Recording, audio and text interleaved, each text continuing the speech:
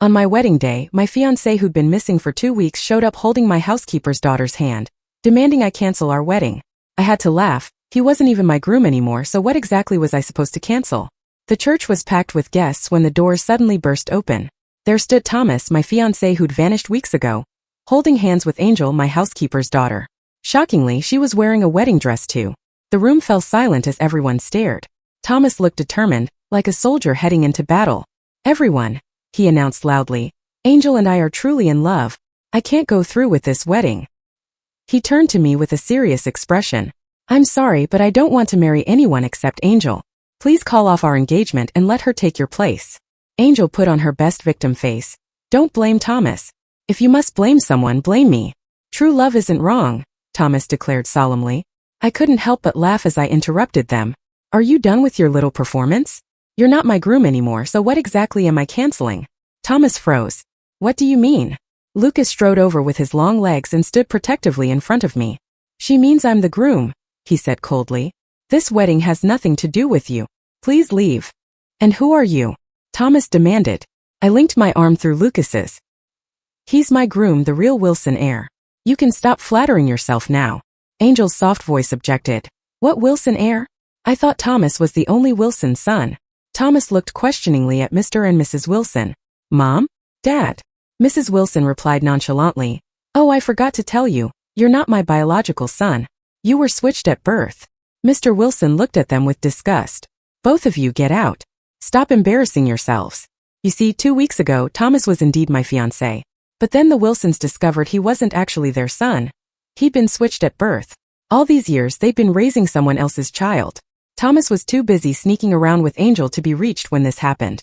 The Wilsons were already disappointed in him, and after finding out he wasn't their biological son, they decided to let him fend for himself. So my arranged marriage partner silently changed to Lucas, the Wilsons' true heir who had just returned to the family. As the heiress of Taylor Enterprises, I had an arrangement with the Wilson family, and I certainly wasn't going to marry Thomas, a fake heir.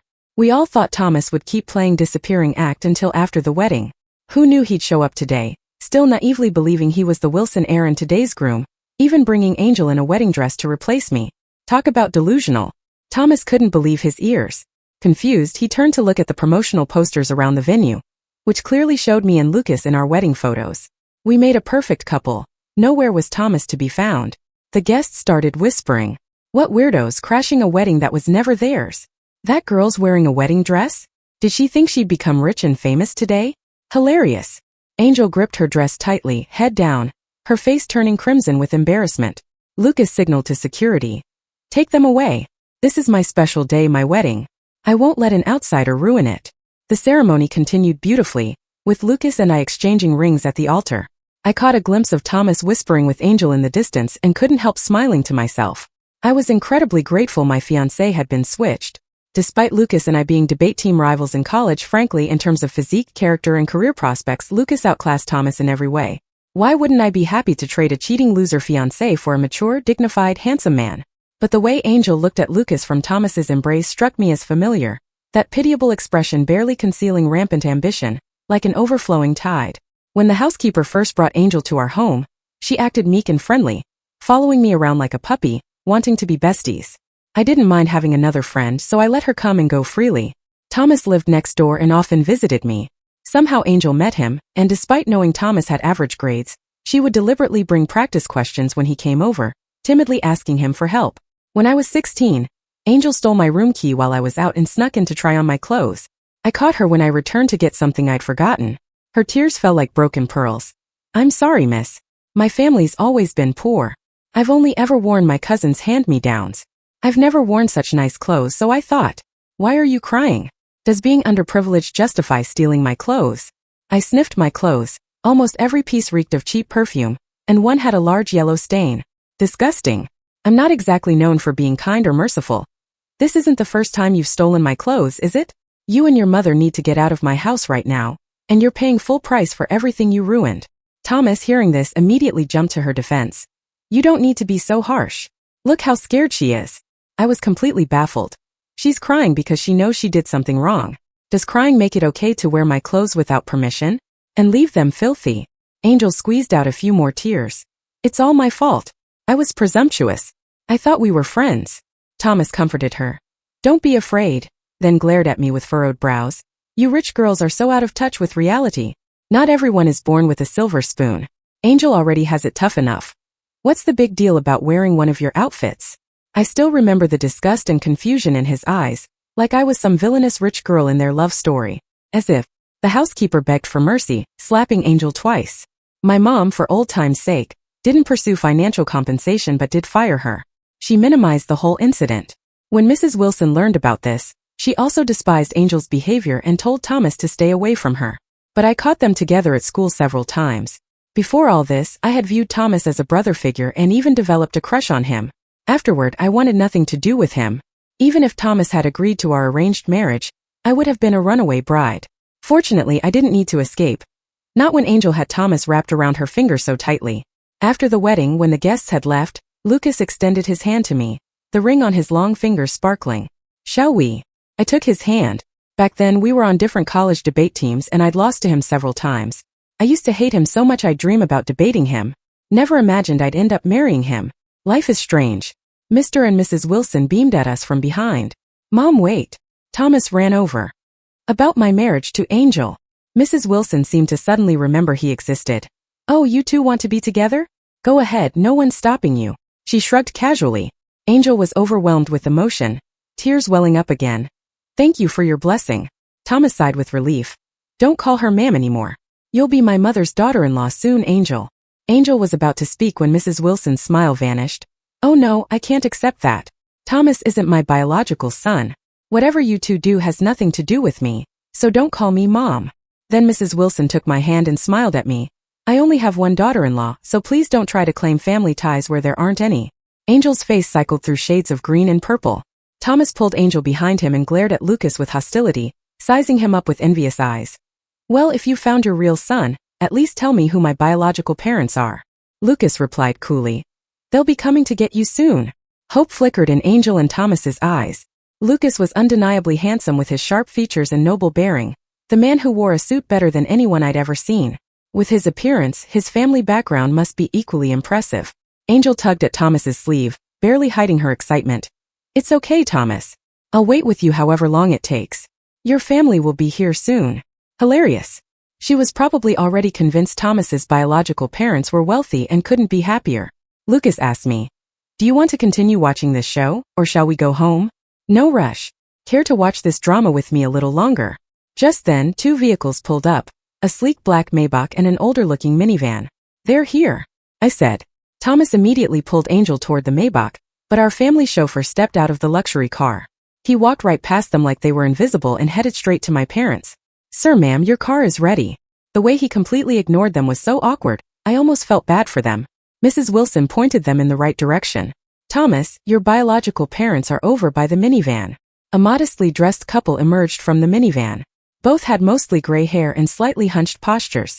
Next to them stood a skinny boy whose features somewhat resembled Thomas's. The three rushed toward Thomas and Angel. My son, we've missed you so much, they cried, embracing him with tears streaming down their faces. You must have missed us too. How did we never realize you were switched at birth? We should have discovered it sooner. Thomas stood stiffly as they hugged him. Angel asked in disbelief. You're really Thomas's biological parents? Thomas's birth mother excitedly took Angel's hands. Yes, sweetheart. You must be my son's girlfriend. Angel forced a smile. That's right. Thomas's birth mom shoved a red plastic bag into Angel's arms. These are farm-fresh eggs from our own chickens. Consider it a welcome gift from me to you. Farm-fresh eggs. I echoed. Angel hesitated. You really shouldn't have. Nonsense. Take them, dear. We're family now. Don't be shy with me. I know you city folks don't get real farm-fresh eggs, so I brought them specially. The scene should have been touching, but honestly it was kind of comical. When I glanced over at Lucas, I noticed his face had turned unusually cold, as if he didn't recognize those people at all. When he caught me looking, his expression softened. With a slight smile he asked, Had enough? Shouldn't we be going? Yeah, let's head home. Watching this is getting boring. Mr. Wilson addressed Thomas. Go with your biological parents. We've packed all your belongings from our house. We'll have someone send them over to you soon. Meanwhile, Thomas's birth mother continued chatting with Angel.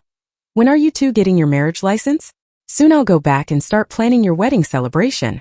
We're not sure yet, Angel replied, slightly frowning. By the way, where exactly is your home? In our village in the countryside, of course. Angel's voice changed noticeably. The countryside? When Lucas and I arrived home, I was in such a good mood from the day's entertainment that I didn't hide my happiness, humming a little tune as I entered our bedroom. The French-style room was decorated more festively than usual. The door closed with a bang behind me as Lucas removed his suit jacket, his broad shoulders visible beneath his white shirt. Tired? He asked. Not really. Actually, I'm quite excited. He suddenly chuckled and loosened his tie. Is that so? I was excited too. Something about his demeanor was inexplicably attractive. I swallowed hard. Why do I feel like we're excited about different things? Being a first-time bride, I frantically tried to figure out what to do next, wondering if I should bring up our college days. Suddenly, I felt arms wrap around my waist as Lucas embraced me from behind. Today you spent too much time on people and things that don't matter. Now it's my turn, isn't it? His breath deliberately brushed against me, making my heart race. As I turned to speak, he silenced me with a kiss that grew increasingly passionate. After a while, he asked, "Want to take a shower?" "Sure." I tried to act casual as I went to the walk-in closet for my pajamas. When I entered the bathroom, I found Lucas standing there too. Feeling awkward, I said, "You can go first." Before I could turn away, he caught my wrist and pulled me toward him. The bathroom door closed, and his lips found mine again. Looking into my eyes, he said, "We're married now." I still remembered him in college, standing on the opposing debate team, speaking eloquently with sharp, incisive arguments, all while maintaining that cool, reserved demeanor. Was he pretending back then or had he changed? The answer came in the form of a long night together. The next morning, when Lucas was dressed and ready to leave for work, I was still in bed. We hadn't fallen asleep until the early hours, and now I could barely keep my eyes open. "I'm heading to work, babe," he said. I mumbled a response, vaguely aware of him kissing my forehead. As for Thomas, Mr. and Mrs. Wilson had taken back the apartment, bank cards, and the branch company they'd put him in charge of. The only thing they hadn't reclaimed yet was the Lamborghini he was currently driving. Mrs. Wilson seemed particularly relieved. Thank goodness he's not my biological son. Otherwise, I'd have had to kick him out anyway. All those years, all that time and money invested in him, and he turned out to be such a disappointment. After our wedding, the Wilsons gave Lucas and me a large mansion in a quiet area of downtown, in an excellent location.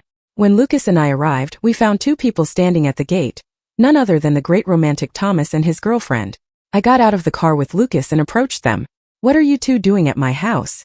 Angel timidly hid behind Thomas, acting like I'd scared her. Thomas's protective instincts clearly kicked in. "What do you mean, your house? My mom gave me this mansion earlier.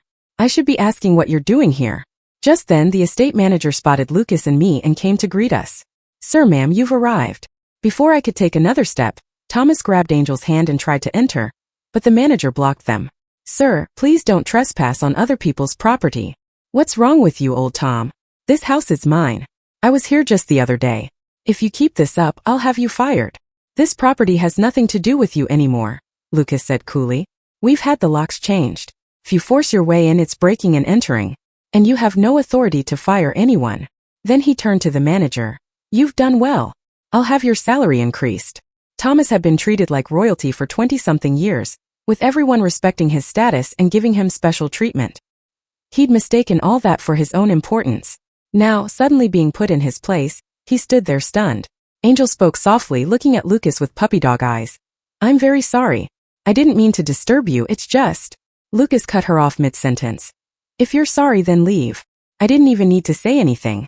I smiled slightly and took Lucas's arm as we entered the mansion, leaving Angel and Thomas staring after us, separated by the iron gates. There was a swing in the courtyard, and with the sunshine just right, it was perfect for swinging. Soon Mr. and Mrs. Wilson arrived too. We'd planned to have dinner in our new home. Thomas seemed to see them as a lifeline and smiled as he approached. "Mom, Dad, you're here. This house, you bought it for me to live in after marriage." He pointed at me eating fruit on the swing in the courtyard. "Now they won't let me in. They've even changed all the locks. Why would we let you in?" Mr. Wilson frowned. "This house was always meant for my precious son's marital home. You're not my son anymore. Did you think you could just keep squatting here?" Thomas was visibly crushed. That's when Angel spoke up. "Uncle, Auntie, how can you be like this? He's been by your side for over 20 years. You spent so much effort raising him. Even without blood ties, there's still emotional connection." Mr. Wilson replied. "Yes, we spent tremendous effort raising him, and he repaid us by running the branch company into the ground, constantly partying with women, wasting money, and disappearing whenever he felt like it.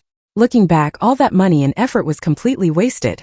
Thomas hung his head in shame, unable to defend himself. Actually, he hadn't always been such a loser, just a bit dense. His parents had wanted him to study economics, and while he pretended to agree, he never attended a single class, choosing instead to travel around with Angel. Free from parental constraints, he'd clearly embraced a life of leisure, becoming completely useless in the process. Despite everything, the Wilsons had given him a branch company to manage after graduation, assigning capable assistants to help him. But he was like trying to nail jelly to a wall, frequently disappearing, always assuming his wealthy family would clean up his messes. Mrs. Wilson looked at Angel and smiled. "You two are truly in love, right?" Caught off guard by the question, Angel quickly nodded. "Yes. If it's true love, you should overcome all obstacles together. This small test is nothing. Being together is what matters most, isn't it?" Mrs. Wilson said, turning to Thomas. "Besides, your girlfriend isn't materialistic. You shouldn't worry about having no house, car, or money." With that, Mrs. Wilson walked over to me with a bright smile. "I saw these 2 handbags while shopping earlier and thought they'd suit your style perfectly. See if you like them." "Thanks, Mom." I accepted the bags without a hint of politeness. Angel stood at the gate, glaring at me with such intensity she could have burned holes through me. It suddenly reminded me of a gym class in high school when Angel and I were partners. Just as we were about to perform our routine, she suddenly fell right in front of me, scraping a huge patch of skin off her knee. But here's what she told Thomas. She didn't trip me on purpose. "I'm fine. Only a fool like Thomas would fall for her little tricks." He acted like some justice warrior, telling me, "I really don't want to criticize you, but apologize to Angel and we can put this behind us." I didn't even bother explaining. I slowly walked up to her while she kept her head down, thinking I was going to apologize, barely hiding her smirk. "You really don't have to." Instead, I delivered a clean, sharp slap across her face. The crowd around us erupted in laughter. "Is this apology enough?" I asked. The slap was so hard it left her stunned. A few seconds later, her eyes looked poisonous when they met mine, but with Thomas there, she couldn't retaliate. That slap practically shattered Thomas's heart. He yelled at me, "You're completely unreasonable. This is bullying." But after that, just as he wanted, Thomas never spoke to me again or came to my house. I couldn't have been happier. Thinking about how Lucas had put that manipulative bitch in her place today made me deliriously happy. I'd finally married a sharp man who wouldn't be blinded by such basic tricks. So after dinner, when we'd said goodbye to my in-laws, I wrapped my arms around Lucas's waist. He raised an eyebrow slightly. "What's this about?" "A reward for you." As he looked down at me, I leaned up and kissed him. His eyes froze for a second before he decisively cupped the back of my head and deepened the kiss. Around 11 p.m., my phone suddenly rang on the nightstand. I squinted at it. An unknown number. Before I could answer, they hung up. Lucas was sitting next to me in bed, wearing silver-rimmed glasses, reading a book. His profile was strong and handsome, but his downcast eyelashes were long like raven feathers.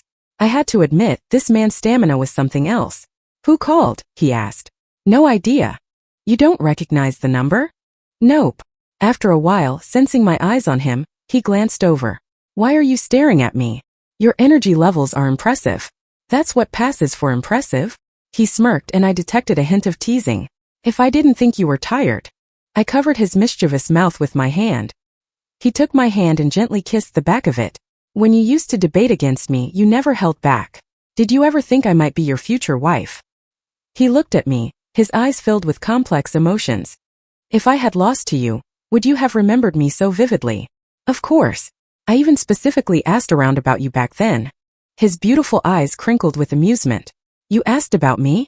I mumbled, "Yeah, Mr. Big Shot. We went to the same university." It was impossible not to hear about the campus celebrity. He was always so cold and arrogant, either making money or planning to make money.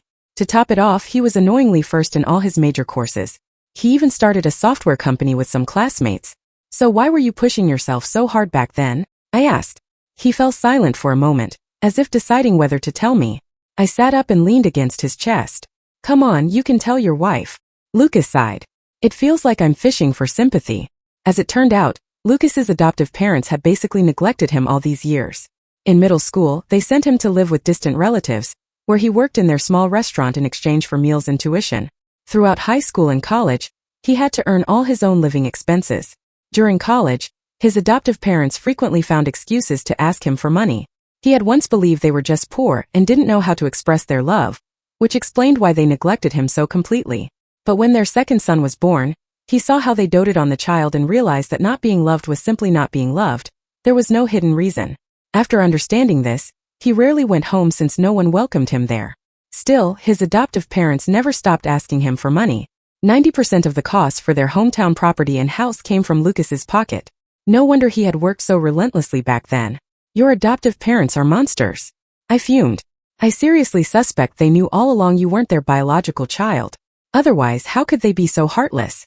Nobody cared about you. Well, don't worry, you have a wife now and I'll take good care of you. I was half joking, half serious as I stroked his head. He suddenly hugged me tight, burying his face in the crook of my neck with a deep sigh. Promise. Meanwhile, Thomas was walking dejectedly through the streets with Angel. Let's get something to eat. He'd always been a big spender, but now he only had a few $100s left in his account. All the cards he used to freely swipe had been canceled. After hesitating, he decided on a small roadside diner.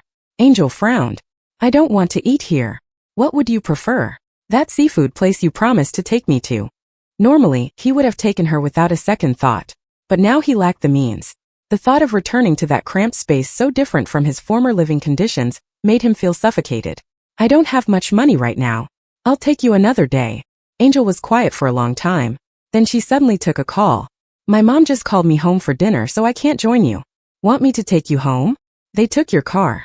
How exactly would you take me? I can get you a taxi. Thomas wasn't sure if he was imagining it, but Angel's tone seemed harsh, filling him with panic. He hugged her tightly. You're all I have now. You won't leave me, right? In a few days when I'm officially registered with my birth family, we can get married, okay? Angel took a long time to respond.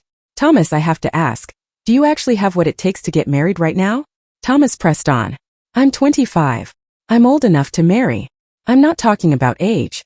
I'm asking if you have any money. Angel, I thought you weren't materialistic. Thomas felt like the woman before him was somehow a stranger. Just days ago, she had been asking when he would marry her. I'm sorry, Thomas. I just feel that your life is difficult enough right now. If I marry you, I'll only be adding to your burden. I don't want to drag you down. I should go now. So she was thinking of him. If it had been that rich girl, she probably would have cursed him out. This thought cheered him up a bit. He'd chosen the right woman after all. He called some friends hoping to borrow money, but they were either legitimately busy or simply didn't answer. The same people who used to beg him to hang out. Dejected, he wandered the streets, not wanting to return to his real home but unable to afford a hotel. Finally, he took a long bumpy bus ride back. By the time he got off, he was nearly coughing up a lung.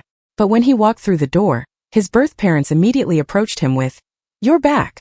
Our refrigerator is 10 years old, and we're thinking of getting a new one. What do you think? If you want to buy it, buy it. Why ask me? Well, it's a bit expensive. We're still short about $200. Unbelievable. He'd barely been back and they were already asking for money. I don't have money either, Thomas replied coldly, giving them $50 before retreating to his room. The bed wasn't soft at all. No matter how he lay, he couldn't get comfortable. He tossed and turned all night. Days passed in a haze, ordering delivery food and scrolling through social media. Within days, his bank balance dropped from 4 digits to 3. Opening his messages, there wasn't a single new text. Angel hadn't contacted him either. He called her proactively. Why haven't you been reaching out lately? She replied. Thomas, we shouldn't see each other for a while. My mom won't let me meet you. Why not? Thomas sat up as if struck by lightning. My mom says you don't even have a real job now. She won't let me go out to see you and wants me to break up with you. The last time he visited Angel's home, her mother had been overjoyed, saying her daughter was incredibly lucky to have found a boyfriend like him. She couldn't have been more welcoming. I'll figure out the money situation no matter what. Angel, wait for me. I promise I won't let you. I know. My mom's coming now. I have to go. The phone was disconnected, and Thomas frantically scratched his head. He was at the end of his rope. The thought of having to work gave him a headache. He'd been sending resumes online for days, but companies were basically just reading them without responding. To be honest, he looked down on those salaries anyway. He used to spend more on a single meal. I thought this whole situation was over, but I was wrong. I received a call from an unknown number, and surprisingly, it was Thomas's voice on the other end. Sorry to call so late, he said, his tone unexpectedly gentle. What do you need? I asked. Nothing serious. I was just wondering if you could lend me some money. Huh? Are we that close? You have arms and legs, you went to college. Would it kill you to find a job and earn money honestly?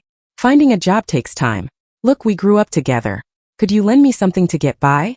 I'm really desperate. Everything costs money, food, housing, you know how it is. Sorry, but I don't know. Didn't you say I was out of touch with reality? There was a half-second pause on the other end. How does that reality feel now? I asked. Why are you? Never mind, that was years ago. I can't believe you're still holding that against me. Thomas went from high and mighty to pleading in seconds. Please, princess, I'm begging you. I really. Cut the act. Figure it out yourself. You're a grown man. I hung up. I wasn't falling for his emotional manipulation. Where was all this talk about growing up together when he blindly took Angel's side against me? Now he's playing that card? I'm not buying it. He was persistent though and called right back. I blocked his number immediately. So annoying.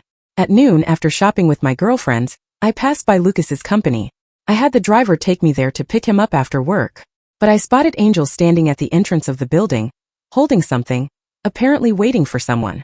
I sat in the car, quietly watching to see what she was planning. Not long after, Lucas came out with his assistant. Angel quickly fixed her hair, adjusted her expression, and walked up beside him. Mr. Wilson, could I have a minute of your time? She pulled out a pink lunchbox from her bag. I made this myself. I hope you can forgive Thomas and me for our rudeness last time. Nothing more to it than that. It was right when a wave of employees was coming out for lunch, and Angel's behavior was definitely attracting attention. After all, bringing someone food like this isn't something casual acquaintances do. Lucas didn't even give her a glance. Not necessary, he said. His assistant blocked her. Miss, please show some restraint. Our CEO is about to have lunch with his wife. Please don't do things that could be misinterpreted. People around started whispering. Why are you making me sound like that? I didn't mean anything by it, Angel protested. Angel's strategy was always to act pitiful so everyone would take her side. Even if they didn't, people would at least save her face in public. But that trick didn't work on Lucas at all. I leisurely got out of the car and deliberately called out, Honey! All eyes turned toward me. Lucas naturally reached his hand out to me, the cold edge of his eyes effortlessly melting into a smile, completely different from his poker face earlier. Seeing this, Angel ran away like she was escaping something. But she was in such a hurry that she wasn't watching where she was going and collided with a passing motorcycle. She wasn't hurt, but the bag with the lunchbox had an intimate encounter with the ground. With a loud clang, the food spilled everywhere, revealing 2 bacon strips cut into large heart shapes and a small card with her contact information. Her intentions couldn't have been more obvious. Some passersby were already laughing out loud. Angel was furious and could only direct her anger at the motorcycle driver. How are you driving? Look, lady, I was driving just fine. You suddenly jumped out. How is that my fault? I walked away arm in arm with Lucas. I was tired of watching this show. She still hasn't improved, using the same old tricks. It's honestly laughable. That afternoon, I got a new hairstyle and went to visit Mrs. Wilson. We lived close by, just a few minutes drive apart. Even though it had only been a few days since we'd seen each other, she'd bought me a bunch of gifts. I saw this dress while shopping and thought it would suit your style perfectly, so I bought it for you. And these 2 handbags would go wonderfully with the dress we bought together last time. Do you like them? I love them. Thanks, Mom. Mrs. Wilson and I have very similar taste. If she thinks something looks good, I usually like it too. Suddenly, there was a commotion outside. It was Thomas's parents with Thomas. I frowned as Thomas's father said sternly, We need to discuss something with you. Mrs. Wilson replied. What could we possibly have to discuss? Out of politeness, Mrs. Wilson invited them into the living room and asked them to sit. Thomas's mother began. As you know, our Thomas is getting married soon. We want to discuss the wedding arrangements with you. I said. What does his wedding have to do with Mrs. Wilson? Mrs. Wilson patted my hand gently, gave me a kind look, then said to them, Please continue. Well, you know our family's situation. We can't afford the wedding and we can't help the kids much. They'll need a house too. They can't live with us after they're married. So we're hoping you could cover these expenses. After all, Thomas has called you Mom and Dad for over 20 years. And you're so wealthy. This should be pocket change for you. She spoke as if this was completely reasonable. Mrs. Wilson simply asked, Anything else? You don't need to worry about the details. Just give us $400,000 or $500,000, or more if you'd like. We'll handle everything else. I couldn't believe there were such shameless people in this world. Thomas kept his head down the whole time, clearly agreeing with his parents. Mr. Wilson, who'd navigated the business world for years, gave a cold laugh. Your son is getting married, so why should we pay? And you start by asking for hundreds of thousands of dollars? What are you thinking? I read in the newspapers that your company makes billions in additional revenue every year. This amount shouldn't be difficult for you, Thomas's father replied. Besides, you raised him all these years. Might as well finish what you started. What's the problem? After remaining silent for a long time, Thomas finally spoke. Just this once. We won't bother you again afterward. Mr. Wilson looked at him and said, You know we raised you all these years. We've been merciful not asking for reimbursement for what you've wasted. Please leave, we won't waste any more money. We invested a lot in raising Lucas too. He's so successful now because we put in so much effort, Thomas's father argued. What effort did you put in? I interrupted. What exactly did you invest? You sent him to work as cheap labor and forced him to earn his own tuition. He was still in college when you started asking him for money. What exactly did you contribute? How dare you say such things? Thomas's mother stammered. You've got quite a sharp tongue, young lady. We did it for his own good, to build his independence. I smiled and continued. Ha! Then why aren't you building independence in your own son? Here you are asking for money with him in tow. He's been lazy for over 20 years. Isn't it time he started learning independence too? They had nothing more to say. Mrs. Wilson said. You probably don't know that I've already reported this to the police and opened an investigation. They jumped to their feet in panic. I'm just asking for money. Why involve the police? If you refuse to leave after demanding money, we'll naturally file charges for extortion.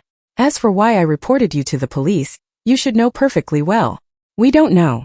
We haven't done anything illegal. Thomas's father shook his head vigorously, which only made him look guilty. Fine, we don't want your money. Thomas was curious though. Report to the police? For what? Thomas's mother turned pale. Yes, we just came to ask for money. Since you're so heartless and won't give it to us, fine. But why falsely accuse us like this? Just then the police arrived. Mr. Wilson's mother-in-law had reported the baby switching incident long ago, and today the police had just confirmed that Thomas's mother had deliberately orchestrated it. The nurse who handled Angel's delivery was Thomas's mother's relative. At Thomas's mother's request, the nurse had switched Lucas and Thomas. This behavior wasn't just unethical, it was criminal. The police had already found the nurse, who had confessed to the crime. Thomas's mother never imagined that coming to ask for money would lead her straight into a trap. The police took them away, restoring peace to our home. Just thinking about how they treated Lucas all these years made my blood boil. So when Lucas came home to have dinner with us, I kept putting food in his bowl, while Mrs. Wilson watched with a knowing smile. I had no interest in news about Angel. My time was too valuable to waste on her. When I finally did hear about her, it was through social media news. Angel was the star of the show. She had been having a candlelit dinner with a middle-aged man at a fancy restaurant when his actual wife stormed in and flipped their table. The woman screamed at Angel for being a homewrecker and threw wine all over her.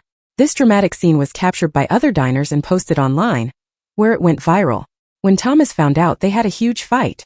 The two of them publicly argued on the street, exposing each other's dirty laundry, and someone walking by recorded it and posted it online.